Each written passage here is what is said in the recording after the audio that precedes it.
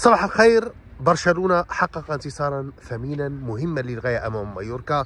صحيح التقدم بهدف وحيد دائما يجعلك حذرا حتى صافرة النهاية، لكن برشلونة خرج بانتصار في غاية الأهمية. تبقت 5 جولات، يقترب برشلونة من الهدف، لكن لا شيء قد تحقق لحد الآن ما دامت الرياضيات قادرة على الحديث على مستوى النقاط. لكن اليوم لا أريد الحديث حول انتصار برشلونة أو أهمية النقاط الثلاث. أريد التطرق إلى نجمين كبيرين، إلى محركين للفريق، داني أولمو وبيدري. داني أولمو صفقة ناجحة بكل معنى الكلمة لبرشلونة. 60 مليونا قليلة جدا في صفقة كهذا.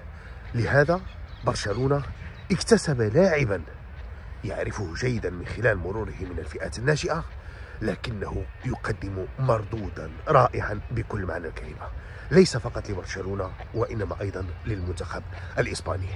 لهذا برشلونة ربح لاعبا كبيرا، ربح لاعبا قد يغير لك المباراة في لحظة من الزمن.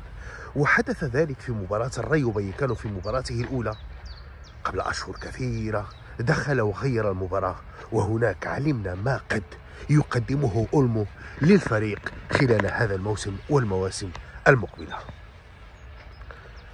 أولمو لو ابتعدت عنه الإصابات قد يقدم الشيء الكثير لبرشلونة. هو من اللاعبين القلائل الذين تقول عنه هذا اللاعب أساسي 100%. مثله مثل نجم كبير يتألق، طرد أشباح الإصابات في السنوات الأخيرة، هو بيدري. إذا كان أولمو هو التسديد الرائع، الذكاء، الجودة، فإن بيدري هو السحر، هو الهدوء وسط العاصفة. بيدري عندما يعاني الفريق يجب أن يمرر له الكرة، لأن بيدري يجعلك تسترجع الاستقرار عندما تضيع الكرة منك باستمرار. وهذا ما حدث في دورتموند، وتأكد جليا بأن وسط الميدان في الوقت الحالي جزء كبير منه هو بيدري. بيدري يذكرني بصورة كارلو أنشيلوتي في مباراة بايرن ميونخ عندما سجل خوسيلو في تلك المباراة الشهيرة. احتفلت كل دكة الاحتياط إلا أنشيلوتي الذي ظهر وهو يقول كالما، هدوء. أن تحافظ على هدوئك في تلك اللحظة ليس بالسهل، وأن تحافظ على الهدوء في وسط الميدان مثل ما يفعل بيدري ليس بالسهل كذلك.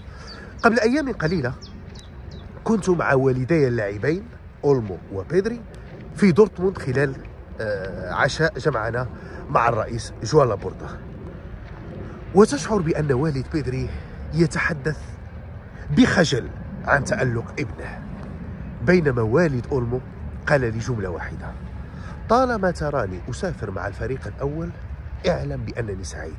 ماذا يعني هذا؟ بأن ابني متاح غير مصاب وأنا متواجد معه هنا في الأصفار مع الفريق الأول. لهذا برشلونة يملك محركين كبيرين، بيدري وأولمو.